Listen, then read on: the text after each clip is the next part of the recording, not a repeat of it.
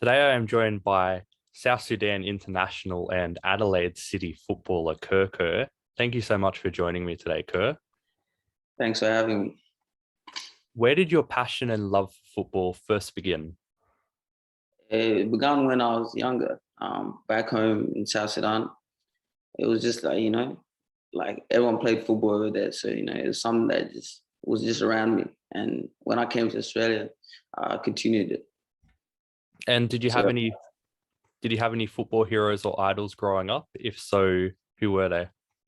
I watched plenty of football, like with the family and stuff, but like the most players that, caught my attention were like those of like Neymar, Messi, Ronaldo, all them ones. Yeah, the ones that everyone knew. But yeah. Those are some good choices. But for you, when you first started making your step up into sort of like the NPL, you went from Mowbray to Croydon Kings. So when you first made that step up, how difficult did you find the transaction from going from, semi-professional footballer or amateur professional football to this NPL setup where they have higher standards, higher training, and all that sort of thing?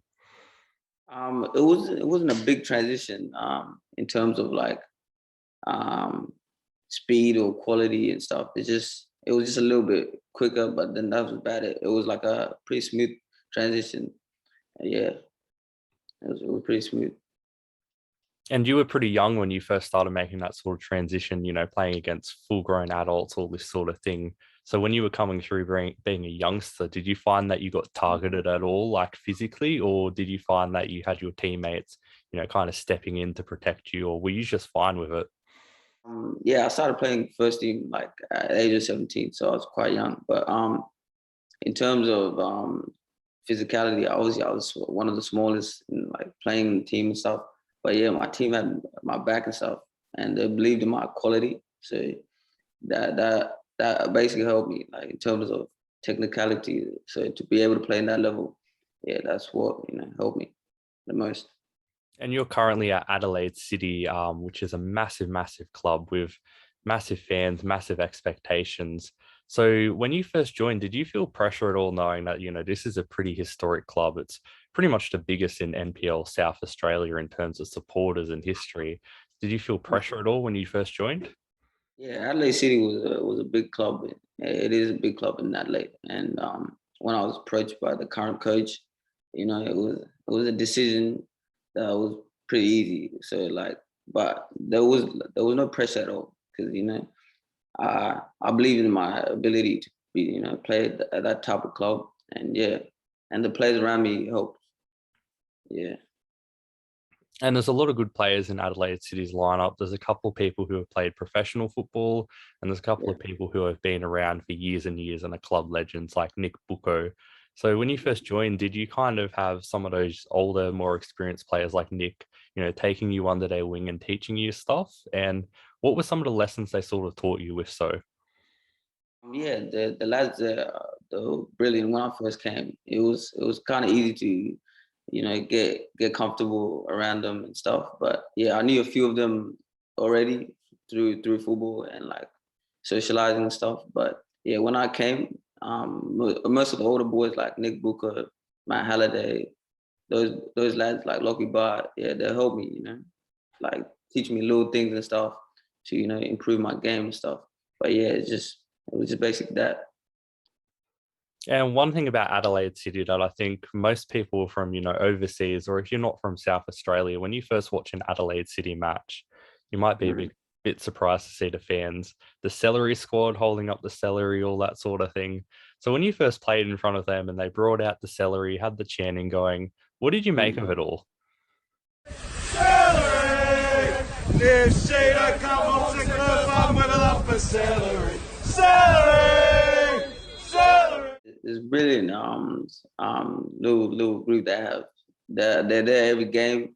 They're there to support with their little chants and stuff. But yeah, nah, it was brilliant. When I first came to a few of the games, you could hear them, the presence and stuff, and it's good that we have like a group that supports us like that. So yeah, it's nice. It's nice to have them. Yeah.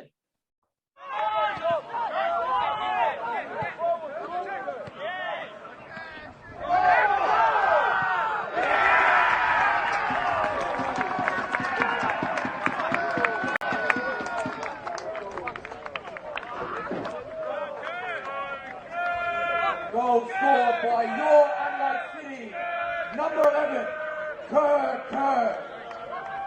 The score is Adelaide City 3, Commonwealth United 0.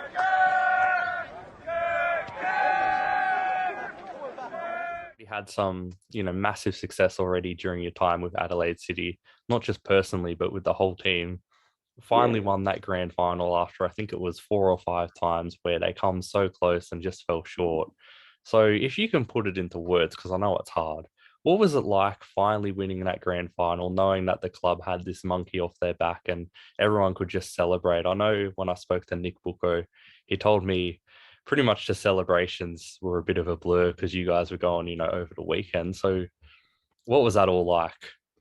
A good experience because that was my first time winning an NPL championship, and with a team like Adelaide City, it was a great achievement. But overall, it was amazing because it was like I think a 14-year or 13-year drought.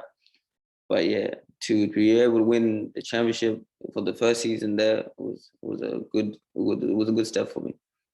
Yeah.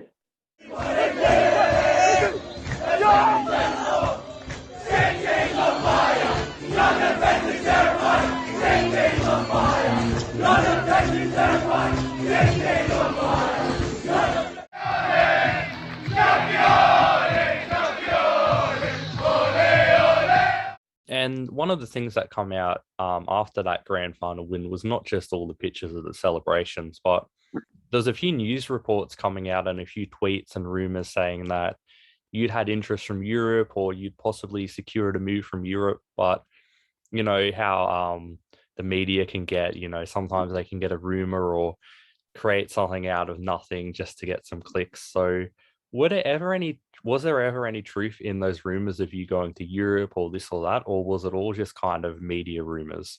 Yeah, it was mostly kind of media rumors, but we were looking. I was looking to see like any clubs overseas, but like most of them were rumors and stuff. But yeah.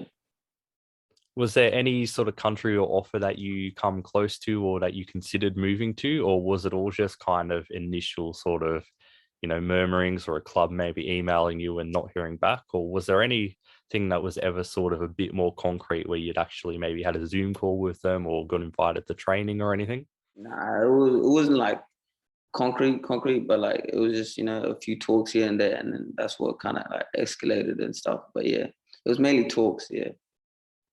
And last season you had some incredible form, but this season I think, you've taken your game to another level. I'm pretty sure on the social media, the Adelaide United account even one time just said you were just taking the piss. You were playing that good, which I thought was quite funny. And to be honest, you have been playing pretty good. You've been absolutely on fire. So what do you think it is about Adelaide City that started to get the best out of you? And what do you think it is about this season in particular that's really made you start to find this sort of red hot form? This season was the first season like I had a proper preseason, and like with injuries and stuff in the previous season and stuff, that's what kind of like held me back. But this year I started off well, and yeah, I've just been continuing that form, playing well, keeping fit, all that stuff. Yeah. But in terms of Adelaide City and finding this form, I believe I always had quality and stuff. It's just that the players around me now are like helping me even more to bring out that quality, and yeah, that's kind of most likely like it, yeah.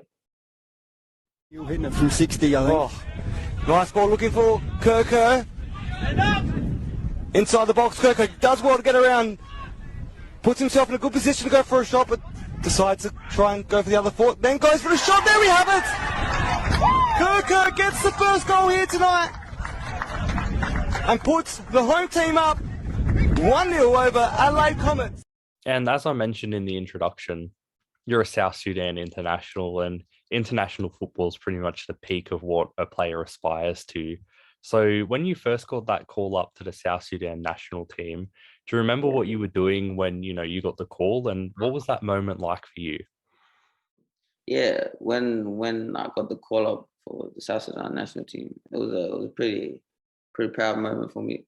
But it was just more so like excitement and trying to see like what international football will bring and stuff, and be part of my national side.